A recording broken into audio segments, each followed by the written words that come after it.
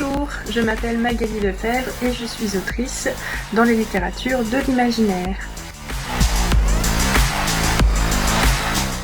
Alors mon premier contact avec la science-fiction, c'était quand j'étais enfant avec les fameux dessins animés Ulysse 31 et Il était une fois l'espace, auquel a notamment participé l'illustrateur Manchu. Et j'avais beaucoup aimé le mélange de mythologie et de science-fiction, puisque j'étais déjà passionnée de mythologie. Et c'est grâce à ça que je me suis intéressée à ce genre en particulier.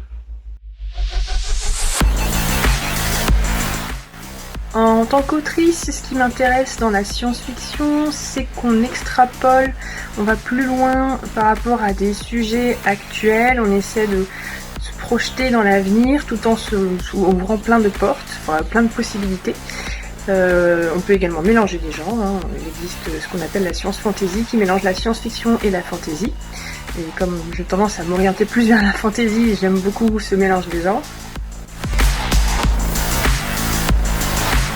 Comme je le disais, j'ai découvert la science-fiction toute petite grâce au dessin animé Ulysse 31 et Il était une fois l'espace, sur lequel a notamment travaillé Manchu, qui est un illustrateur de science-fiction qui continue encore aujourd'hui à illustrer beaucoup de couvertures de romans de science-fiction. Et donc j'ai notamment évoqué cet illustrateur dans le livre Au cœur de la science-fiction, puisque c'est grâce à lui que je suis un peu rentrée dans le genre. Pour moi, la SF, c'est la patte Manchu, tout simplement. Parmi mes projets à venir, il n'y a pas de science-fiction, pas pour l'instant en tout cas, même si je commence à travailler dessus.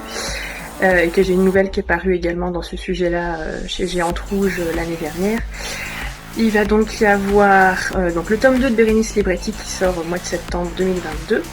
Et l'année 2023 sera assez chargée. En début d'année, il y aura une publication mystère, dont on en saura plus dans quelques mois. Premier trimestre, une romance dark fantasy, Bad Queen, qui raconte l'histoire de la méchanteresse de Blanche-Neige chez Noir d'Absinthe. Et enfin une réécriture de contes chez Magic Mirror Édition. Et là encore, il faudra attendre un petit peu pour en savoir plus. Donc beaucoup de projets à venir, et puis peut-être un jour, pourquoi pas, de la science-fiction. En tout cas, j'y travaille.